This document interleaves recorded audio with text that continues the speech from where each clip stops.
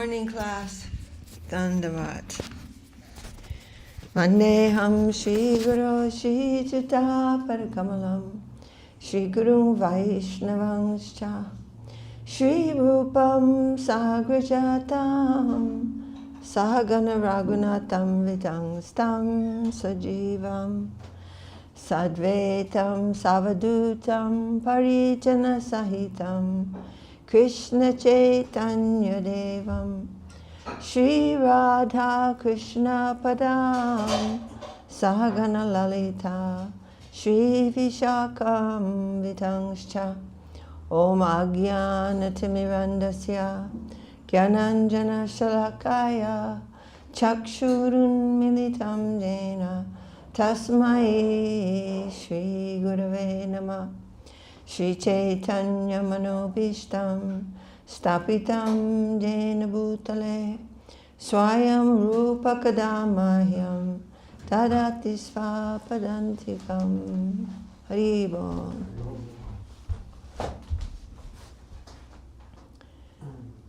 Jai, continuing to read Sri Chaitanya Charitamrita, the explanations of the Atmarama verse. Sri Chaitanya Charitamrita. Well, it's on page 409 in these small editions, but it is the Madhulita fifth chapter, and we are now reading verse 200, but it is the Madhulita fifth volume, and we are now reading verse number, fifth volume, and we are now reading the Madhulita chapter 24. We are now reading Vana latas tarava atmani vishnum Vyanjayanta iva pushpa paladya Pranatabara vitapa madhudara Prema hrista tanavo vavishusma. The plants, creepers, and trees were full of fruits and flowers due to ecstatic love of Krishna. Indeed, being so full, they were bowing down. They were inspired by such deep love for Krishna that they were constantly pouring showers of honey.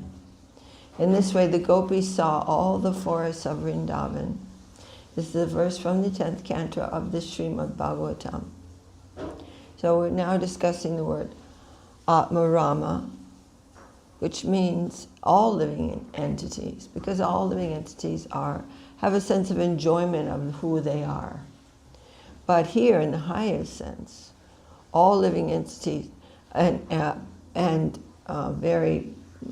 the highest level, the trees, the birds, the bees, the cuckoos, the creepers, the land itself, the rivers, all these divine living beings in Vrindavan are all worshipping Krishna. Kirata hunandra pulinda pukasha abira shumba yavana kashajaya jenye chapapa yad upashvaya shvaya sujyanti tasmai paribhavishnave namaha. Kiratas, hunas, andras, pulindas, Abiras, Sambas, Yavanas, and members of the Kasha races, and even others who are addicted to sinful acts, can be purified by taking shelter of the devotees of the Lord, due to His being the supreme power. I beg to offer my respectful obeisances unto Him. So His being the supreme power, this is in relation to everyone.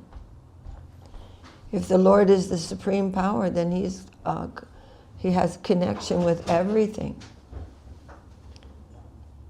Age tera arta karilu arachaya e una vingshati arta haila milie dui. I have already spoken about 13 meanings of the Atmarama verse. Now there are 6 more. Combined, these make 19. Purport. The 6 further meanings of the verse are based on the following meanings of the word Atmarama.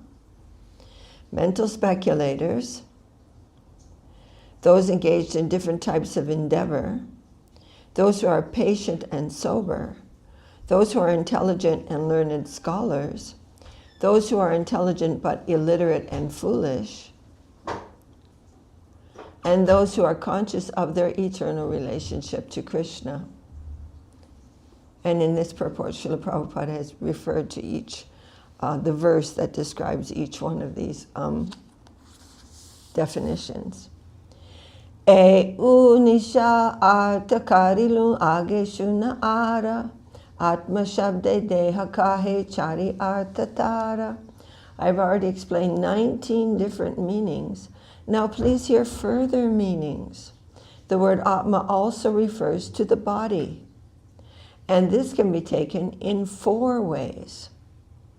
Purport: the 4 divisions of the meaning of the word deha, body, are Opadika Brahma Deha, the material body considered as Brahman with designations. 2. Karmanishta Yajikera Karma Deha, the body engaged in ritualistic ceremonies of the Vedic injunctions. 3. Tapodeha, the body engaged in austerities and penances. And 4. Sarvakama Deha, the body engaged for the satisfaction of all kinds of material desires.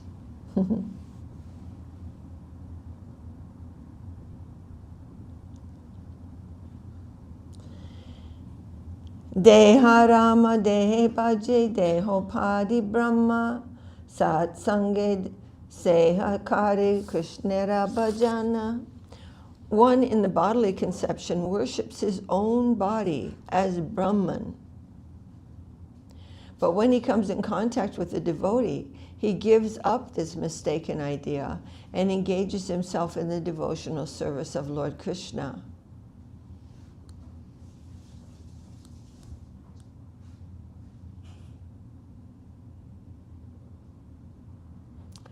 One in the bodily conception worships his own body as Brahman, or must mean the supreme truth, or something like that. But when he comes in contact with the devotee, he gives up this mistaken idea and engages himself in the devotional service of Lord Krishna. So we have the conception. We know that we are spirit because we have come in touch with the devotee. We know that we are actually spirit. But this mistaken idea of those in the bodily conception is that we are the body. So the body, in other words, becomes this mistaken idea of Brahman, which we are. We are spirit. Udaram upasate jari shivartmashu kurpadadrisha parishara padating hridayam arunayodaram tata udagat anantatavatam ashira paramam punari hajat sametyana patanti kritanti mukhe. Those who follow the path of great saintly mystic yogis take to the yogic gymnastic process and begin worshiping from the abdomen, where it is said that Brahman is located. Such people are called Sharkaraksha, which means they are situated in the gross bodily conception. And I know we've read these verses before. But this is where the marker is. So maybe Mahaprabhu was repeating some of these verses. So they're in the, even though they are mystic yogis, still their conception is physical. That Brahman is in the abdomen, and then the this and that and that. They're also followers of the rishi known as Aruna. Following his path, they observe the activities of the arteries. Thus, they gradually rise to the heart, where subtle Brahman Paramatma is situated, then they worship him. O unlimited Ananta, better than these persons are the mystic yogis who worship you from the top of their heads. Beginning with the abdomen and proceeding through the heart, they reach the top of the head and pass through the Brahmarandra, the hole at the top of the skull. So they are, by their meditation, raising their consciousness through the body and out of the Brahmarandra. Thus, these yogis attain the perfectional platform and do not enter the cycle of birth and death again. And this is a quote from the Srimad Bhagavatam.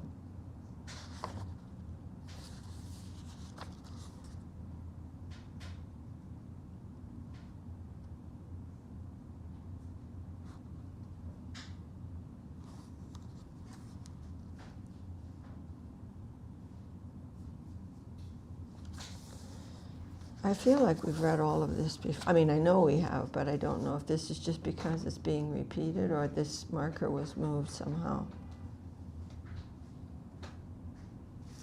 Anyway, we can continue, no problem. Deharami karmanishta yagikari dharna satsange karma tyaji karaya bhajana. Those who are in the bodily conception mainly engage in fruitive activities. Those who perform yagas and ritualistic ceremonies are also considered in the same category. However, when such persons come in contact with the pure devotee, they give up those fruitive activities and fully engage in the service of the Lord. Any question? Karmanyasmin anasvase duma dumratmanang bhavan apayantyati govinda parapadma savam madhu. We have just begun performing this fruitive activity. This is a quote. We have just begun performing this fruitive activity, a sacrificial fire. But due to the many imperfections in our actions, we are not certain of the result. Our bodies have become black from the smoke, but we are factually pleased by the nectar of the lotus feet of the personality of Godhead, Govinda, which you are distributing. This is a very, very sweet verse.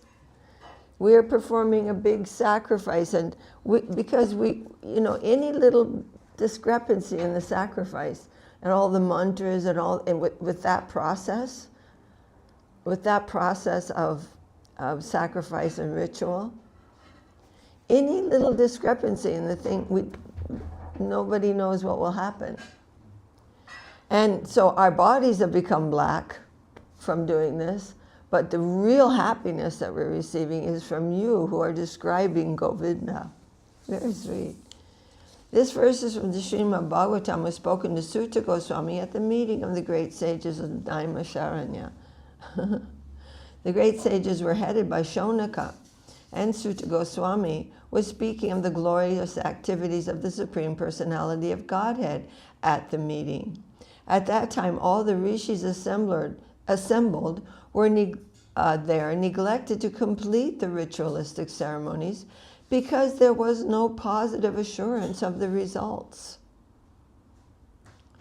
All the performers were coated with black ash due to the large amount of smoke coming from the fire. So they're saying, we don't really even know if there's... They were doing this in order to mitigate. They were doing this sacrifice in order to reduce the horrible condition of the Kali Yuga. But they weren't even sure if that was really going to work. Because any little mistake, we don't know what happened. And their bodies were all black. But then Sutta Goswami came and spoke the Srimad Bhagavatam to them, which he had heard from Sukadeva Goswami. Tapasvi prabriti jeta deharami hai saru sange tapachari Shri Krishna bhajai. The tapasvis who undergo severe austerity and penance to elevate themselves to the higher planetary systems are also in the same category. When such persons come in contact with a devotee, they give up all those practices and engage in Lord Krishna's service. So again, Mahaprabhu is describing different kinds of the word, different meanings for the word deha or atma. Deha referring to the body. That means bodies engaged in sacrifice, bodies engaged in austerities. All of them only become joyful when hearing from a Vaishnava the glories of the Lord. So now these different examples. Jai pada seva biruchis tapasvinam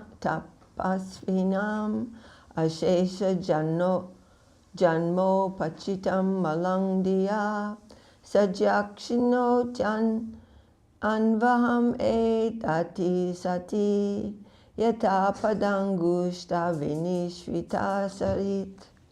The taste for loving service is like the water of the river Ganges, which flows from the feet of Lord Krishna. So the Ganges is compared, or the taste for loving service is compared to the river Ganges. Every day that taste diminishes the result of sinful activities acquired over a period of many births by those who perform austerities.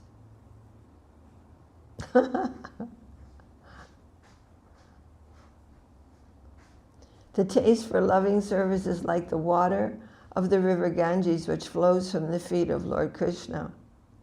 Every day that taste diminishes the results of sinful activities acquired over a period of many births by those who perform austerities. So we never think of austerities as being sinful, but they're saying hearing about Krishna will mitigate the sinful activities which are performed over many births by those who perform austerity. It is so much superior. Deharami sarva karma shabha atmarama Krishna kripai Krishna bhaje chade shabhakama.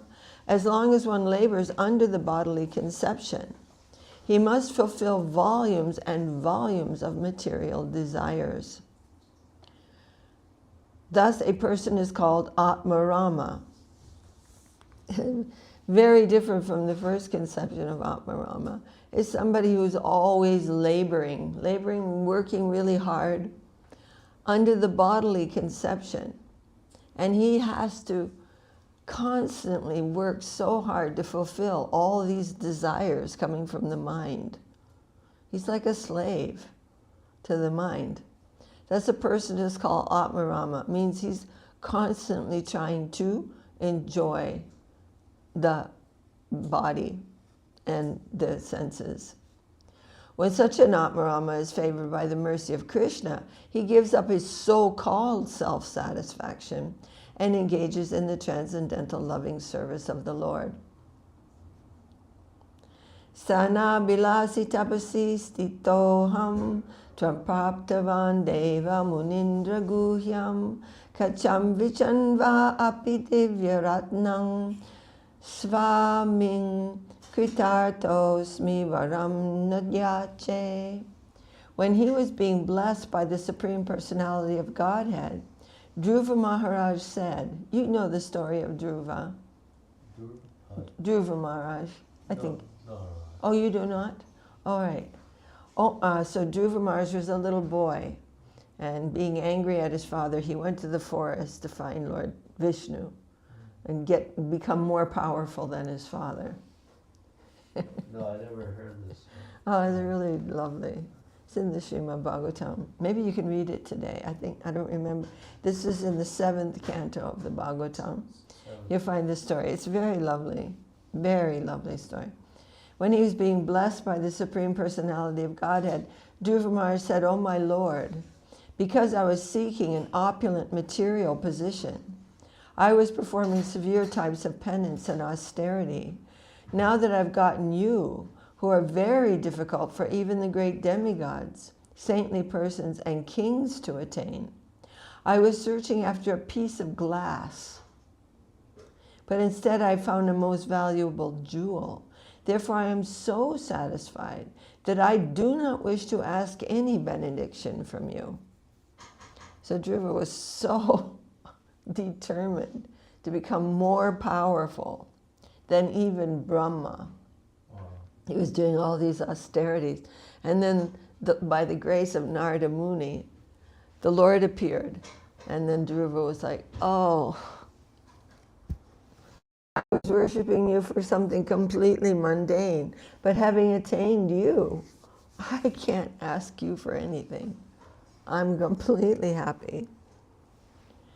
E chari arta sahaila teisha arta aratina arta shuna parama samarta.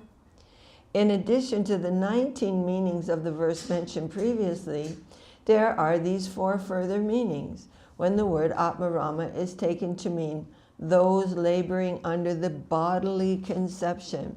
So given the word Deha, meaning body.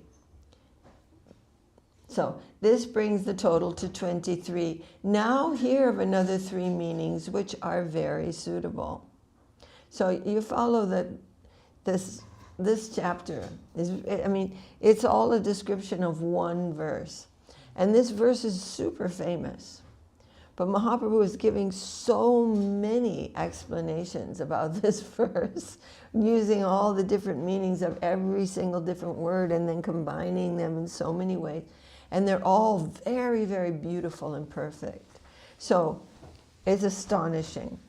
I mean, gradually as we become a little bit more familiar with these things, we can find that to be a little more and more astonishing. So this is so famous. The 3 further meanings of the verse are understood when the word cha is taken to mean in due course, which is one of the meanings. 2, the word cha is taken to mean eva, and the word api to mean censure. And 3, the word nirgranta is taken to mean one who is very poor or without money. And these are all words in that verse. Cha shabde samuchaye ara artakai atmaramas chamunayas cha krishnara bhajai. As mentioned above, the word cha can be used to mean aggregate, mean the whole thing. According to this meaning, all the Atmaramas and Munis engage in Krishna's service. So all the Atmaramas and Munis, cha, meaning all of them. Besides the aggregate, there is another meaning of the word cha. Oh, this is the first time I've read this chapter where I'm really trying to concentrate on all of these things, and it's so fascinating. Before, I don't know, my brain was so lazy, it was just like, I was like, bleh. But this is actually so fascinating. Nirgranta hanya iha api nirgranta hanya iha api nirdarane Ramascha Krishnascha yatta vihara evane. The word nirgranta can be used as an adjective, and api can be used in the sense of certainty. For instance, Ramascha Krishnascha means that both Rama and Krishna enjoy walking in the forest.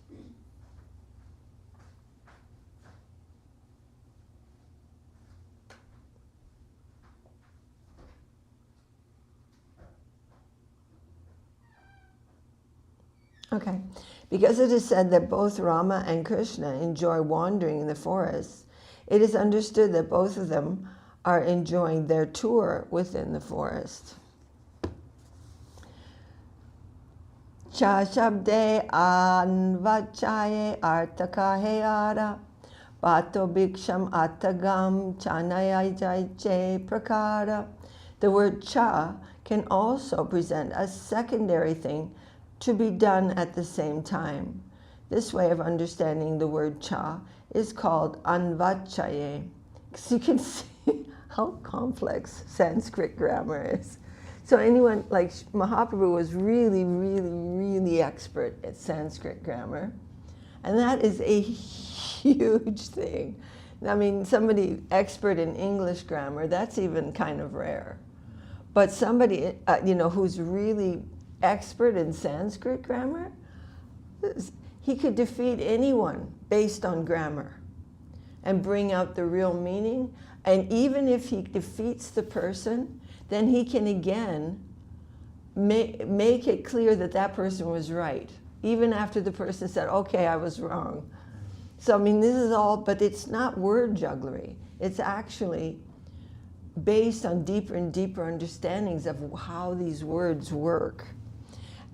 So, no one could defeat Mahaprabhu in logic or grammar. He was undefeatable. And then, of course, now he's doing all these things, but showing clearly that this verse is indicating that all of these persons who are being indicated by these words in the Atmarama verse will be satisfied only by serving Krishna. An example is, brahmachari, go out to collect alms and at the same time bring in the cows. So cha meaning at doing something at the same time. So Atmarama's cha munaya. So we'll see now how Mahaprabhu is going to explain this. Okay, so we'll stop here, 224. Maybe we'll just repeat this tomorrow. When we first got, really early days, and Srila Prabhupada had given us the Sri Ishopanishad and all those verses, which we memorized. Everyone memorized them. We used to chant the verses of the Sri Ishopanishad together. And because Srila Prabhupada said you don't even have to know what the words mean. This is another thing. So even by hearing from the Caitanya Charitamrita, we can understand that these words are purifying our hearts and that they will reveal their meaning to us. Of course, we're applying whatever little intelligence we have also, to understand things. But we're given great comfort and solace to know that the words themselves are purifying us. And even through intelligence, we cannot really understand anything. I mean, we're applying that as a matter of worship and service, if we can. But even if that is not possible, or if it is or if it isn't, the words themselves can reveal their meaning to a sincere person. So we're simply trying to worship these things more than, with due understanding that this is all divine conscious substance, and we may understand or not according to their divine will. And at the same time doing the best we can to serve in the meantime by listening and trying to understand. With all these wonderful things. Hari Bol. Jai Shri Chaitanya Charitamrita ki jai. Srila Krishna Das Kaviraj ki jai. Srila Om Vishnupad Paramahamsa. Srila A.C. Bhaktivedanta Swami Prabhupada ki jai. Any questions?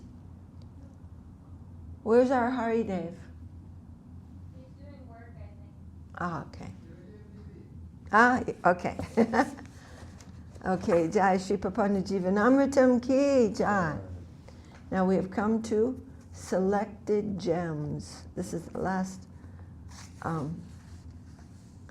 chapter of this book. And these are all really beautiful prayers that were written by Srila Guru Maharaj. So I'm only going to be reading the English of these prayers. I mean, we do sing these songs, but Sujana Vidara Dita Pada Yugam Yuga Dharma Durandara Patravaram Parada Bayadaya Kapuja Padam Pranamami Sada Prabhupada Padam. His lotus feet are served in devotion by multitudes of high virtuous souls. He is the establisher of the religion of the age, the Sri Krishna Sankirtan. Of course, this is all prayers glorifying Srila Bhaktisiddhanta Saraswati Thakur.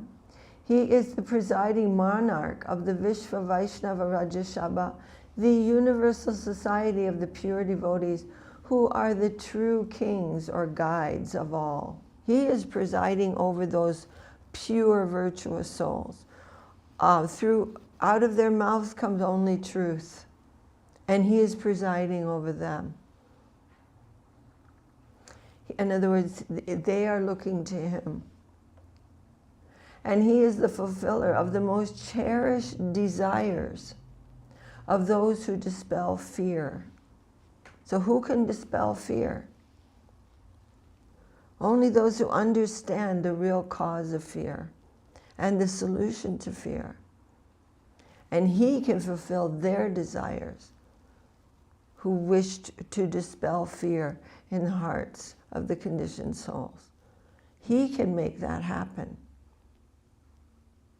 I make my obeisance under the lotus feet of that illustrious great soul, worshipable by one and all. Perpetually do I make my obeisance unto the radiance emanating from the toenails of the holy feet of my Lord. And this is the second verse. He is the leader of the fortunate souls, blessed with the treasure of internal pure devotion. He is the leader of those souls. He is greatly merciful upon the fallen souls, being their only shelter. And his inconceivable holy feet are the shelter for the deceivers by deceiving them. I make my obeisance under his lotus feet. Perpetually do I make my obeisance under the radiance emanating from the toenails of the holy feet of my Lord. So sometimes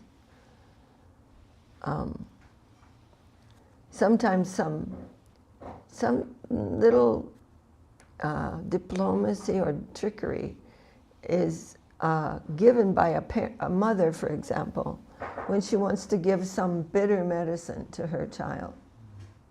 She's doing some convincing. Oh, no, this is going to be very nice. You will really like it. So she's deceiving him, but that is in order to kill the disease. To kill the disease. So I was thinking about this morning also, but I'll talk about that later.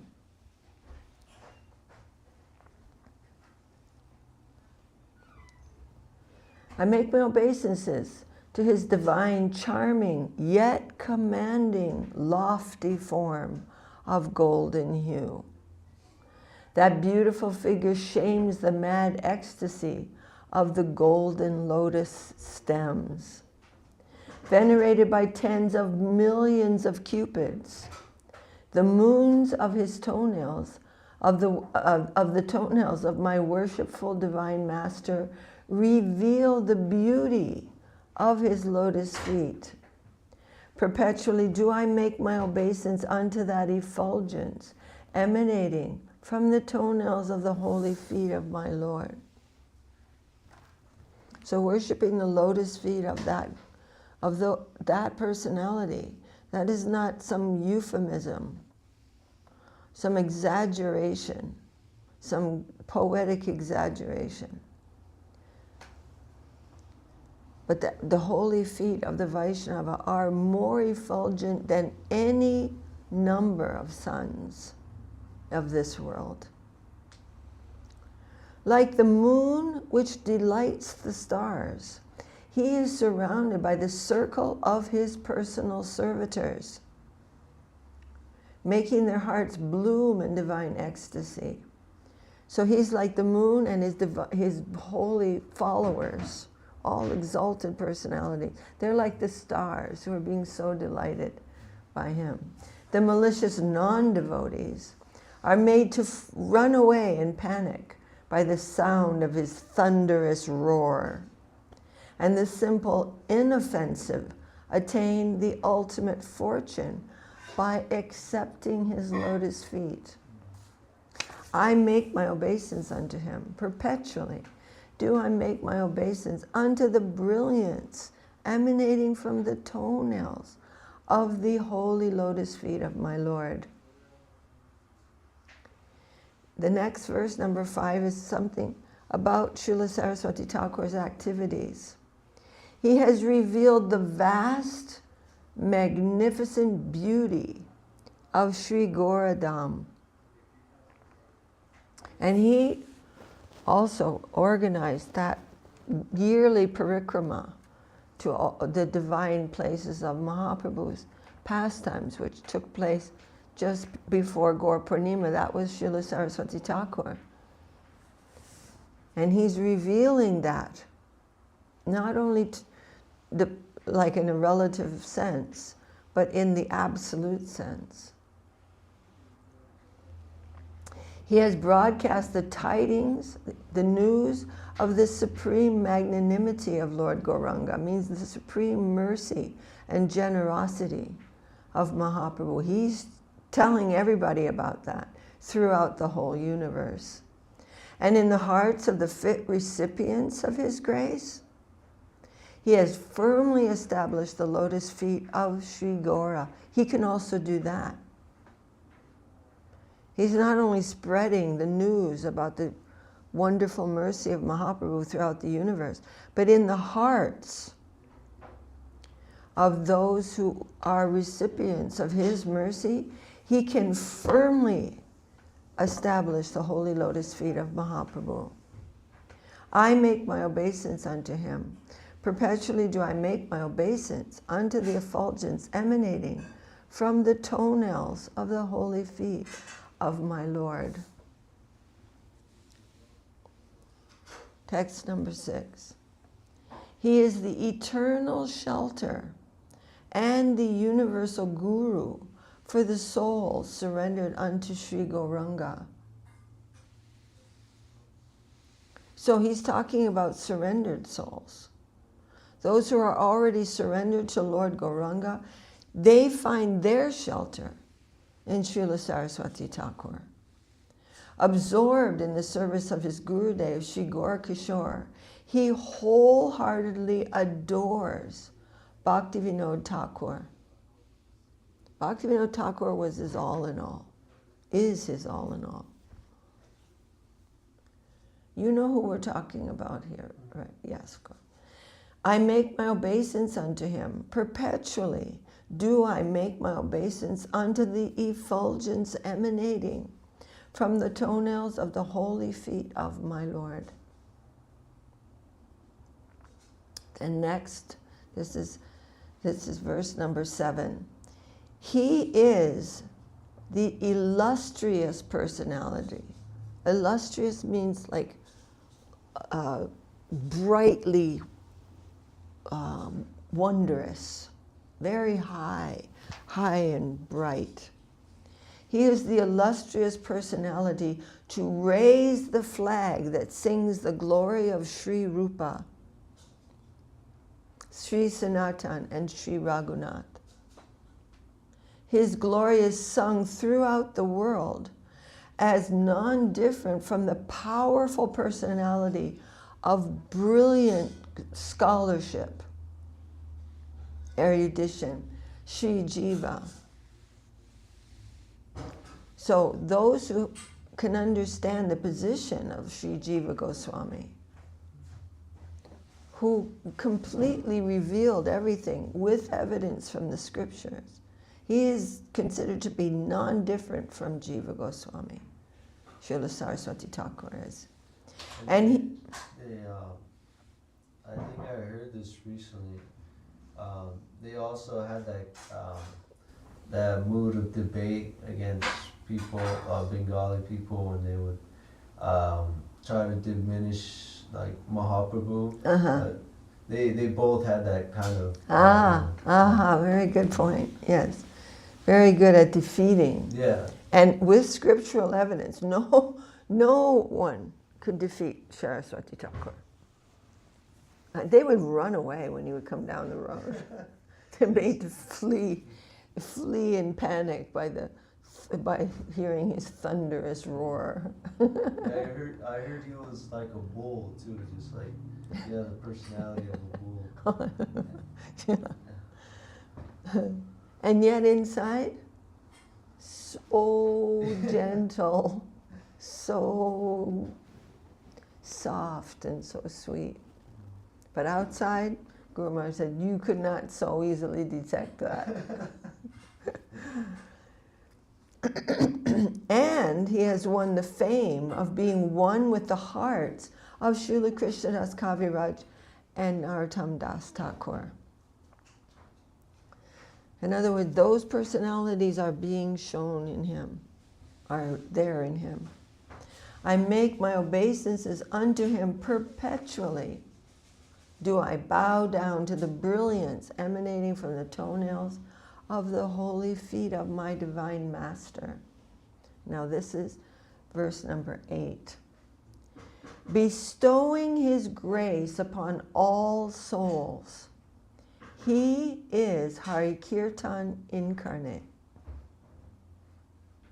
As the associate of Sri Gora, he relieves Mother Earth of the burden of offenses committed upon her.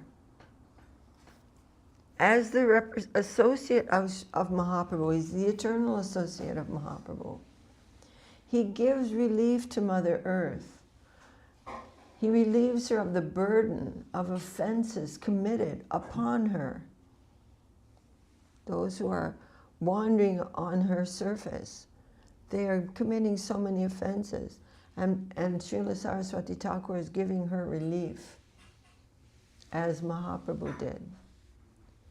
And he is so gracious that his endearance of all beings excels that of even a father.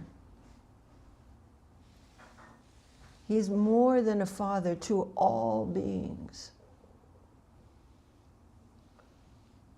I make my obeisances unto him, the mine, like a gold mine, the mine of all these qualities. Perpetually do I bow down to the effulgence emanating from the toenails of the holy feet of my divine master. And now this is verse number 9. Like a wish-fulfilling tree, you know about wish-fulfilling trees, kalpa vriksha.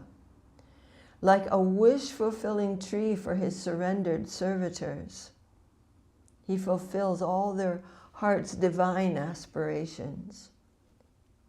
Even a tree is shamed by his magnanimity and forbearance. Even a tree feels he is not nearly as generous or tolerant. So Mahaprabhu is telling us, you must be more tolerant than a tree. But even a tree is feeling, oh, I am not so tolerant, I am not so generous. Giving my fruits, the trees giving their fruits and flowers for free. Nobody has to pay anything. Giving shade even to those who will knock it down. But his generosity and tolerance is much more glorious. And great personalities who are competent to give boons, who can give a boon to someone, even those persons, they too worship his lotus feet. I make my obeisance unto him. Perpetually do I bow down to the radiance emanating from the toenails of the holy feet of my divine master. Because persons who can give boons, you know what boon, right? That word. It means like granting a wish, and they can make that happen. But what kind of wishes are those that they are capable of making happen? But when they see what Srila Saraswati Thakur can give, then they are worshiping him. Because they cannot give that. They don't have that. So this is now verse number 10. The crown jewel of the Paramahamsas. Paramahamsa means supreme swan. Hamsa means swan. And a Paramahamsa, a swan, can drink milk mixed with water, and they only drink the milk and then the water's left. So that Paramahamsa, he's only taking the essence of reality at all times. He's taking the essence of Krishna Prema at all times and in all circumstances. But he is the crown jewel of all of them. If the Paramahamsas were a crown, then the topmost jewel of that crown, that's Srila Saraswati Thakur. The prince of the treasure of supreme perfection of life, Sri Krishna Prema, he accepted the robes of a mendicant sannyasi just to deliver the fallen souls. His position is indescribably high. He is the topmost of the topmost. He is the prince of those wonderful perfection, of the perfection of life. But he came like a beggar. He came in the robes of a mendicant, means a beggar, a wandering beggar. Sannyasi, just to deliver the fallen souls. The topmost Tridandi sannyasis serve his lotus feet. I make my obeisances unto him. Perpetually do I bow down to the effulgence emanating from the toenails of the holy feet of my divine master. And we are hearing these things from Srila Guru Maharaj. What are the glories of Srila Saraswati Thakur? He is competent to tell us. And now verse number 11. He is the dearmost, intimate follower of the divine daughter of King Vrishabhanu. Sri Vrishabhanu, you know who that is. Vrishabhanu is the father of Radharani. Yeah, it sounded pretty Familiar. It was from the prayer at the beginning of Bhagavad Gita. There's a prayer that mentions his name. Uh-huh. Yeah, I was trying to remember, but... All right. He is the dearmost intimate follower of the divine daughter of Vrishabhanu, Sri Vrishabhanu. And I know myself, Guru Maharaj is saying, as the most fortunate by taking the dust of his holy feet upon my head. You think this is the greatest fortune that can be had, and I have that. I can take that dust and put that on my head. That is amazing. I make my obeisances unto his invincible, wondrously purifying lotus feet.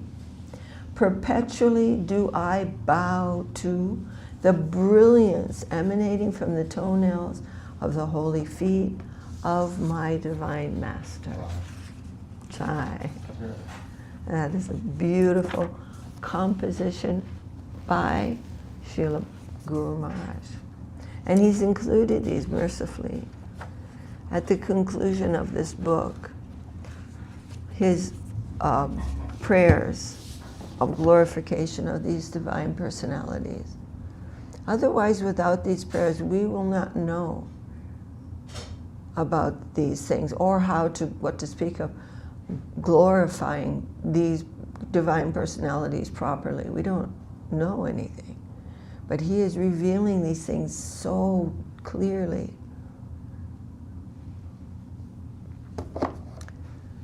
Hari Bol.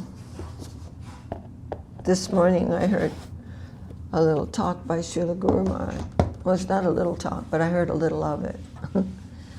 And he's saying that just as there's a verse in the Brahma Samhita Angani yasya sakalendriya vrittimanti pashyanti panti kalayanti chirang jaganti. So Angani yasya sakalendriya vrittimanti means that the Lord, any one of his senses can do everything. So we are offering Mahaprabhu Mahaprasad by seeing he's taking that. He can do anything. With his hair he can walk. With his ears he can talk. Every one of his senses can do any purpose. So Guru Maharaj said, in the view of Mahaprabhu, in the eyes of Mahaprabhu, every word of the Srimad Bhagavatam is fully Krishna. Krishna fully is being shown in every single word of the Srimad Bhagavatam. So when he was describing the Srimad Bhagavatam, sometimes any word would become overwhelming to him. And he would be unable to continue. Jai Sripati Kashishi Guru Gaurachandra Ju Ki Jai. Jai Mahaprabhu Jai Shri Giriraj Govardhan Ju Ki Jai. Beautiful. And here it was describing how, like a doctor,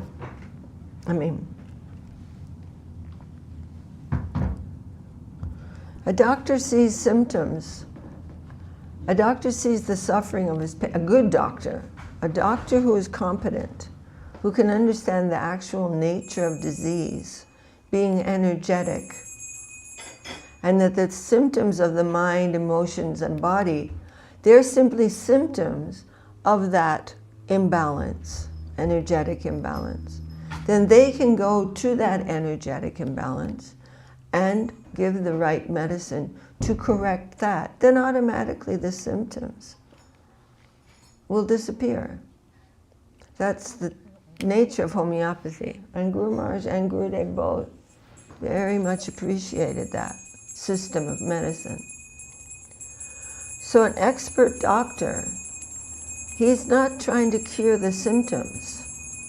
The symptoms are not the problem. The symptoms are symptoms.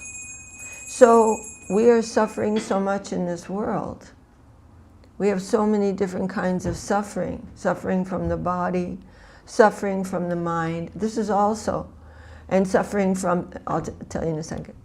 And from so many different kinds of suffering. From the body and the mind, from the demigods in the form of natural disasters, like typhoons and hurricanes and tornadoes and earthquakes and excessive cold, excessive heat, all these things. That's Adidevika.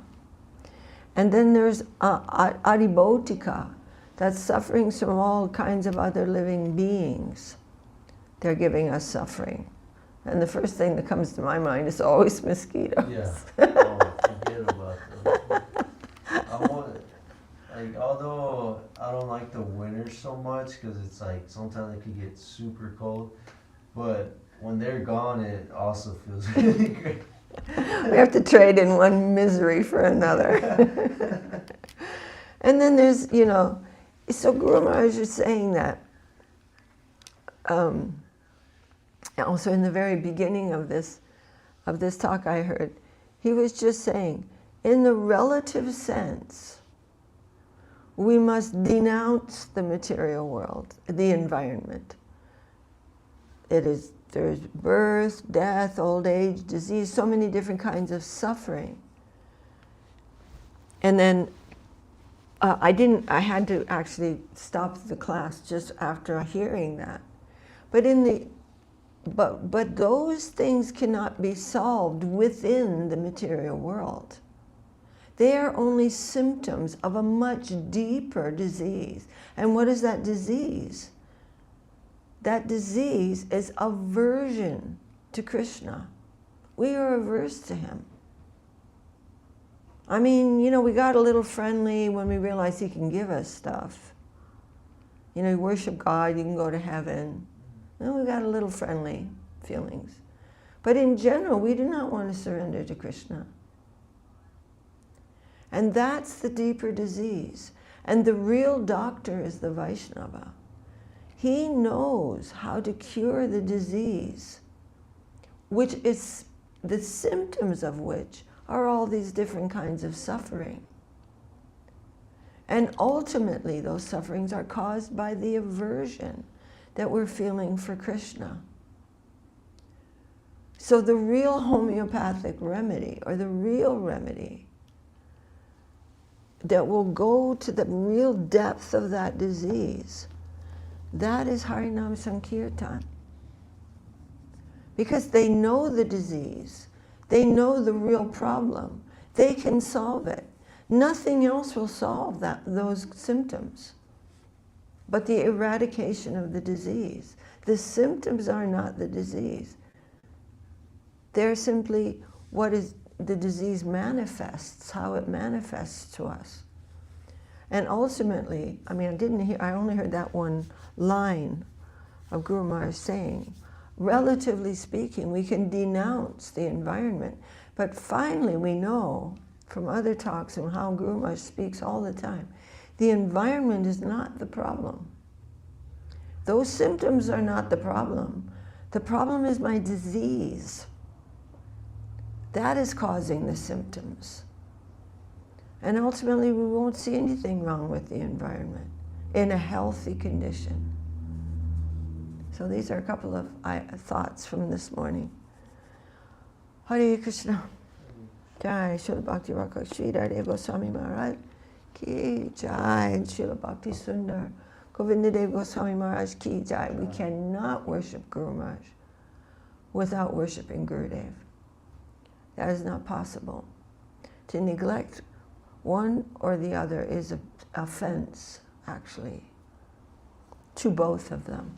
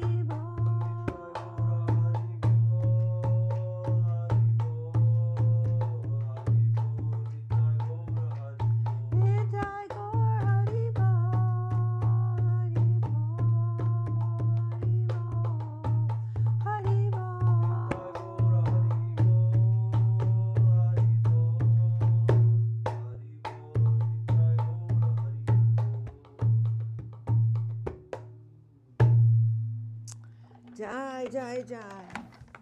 Jai, Sriparikar Shishi Guru Gaur Chandra Giraju ki Jai.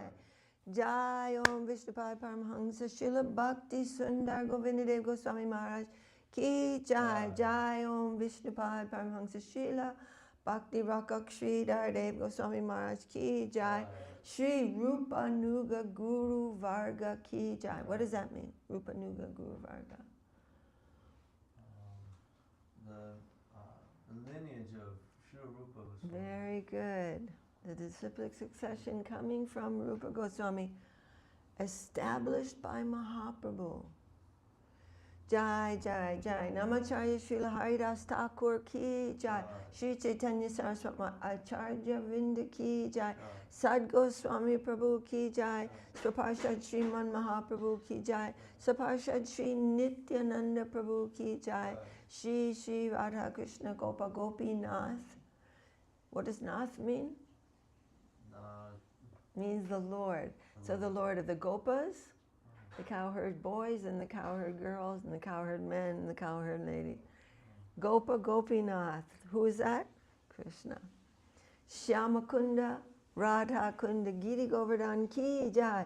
Vrindavan Dham ki Jai. Mathura Dham ki Jai. Nabadvip Dham ki Jai. Shri Jagannath Puri Dham ki Jai. Ganga Jamuna Devi ki Jai.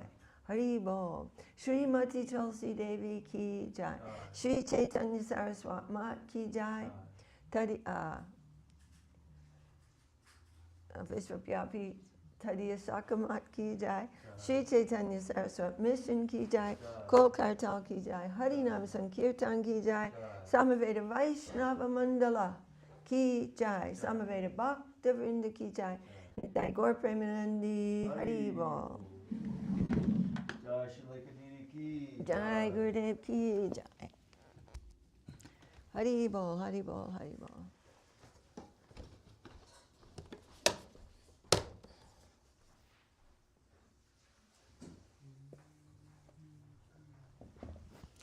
Jai Gurudev.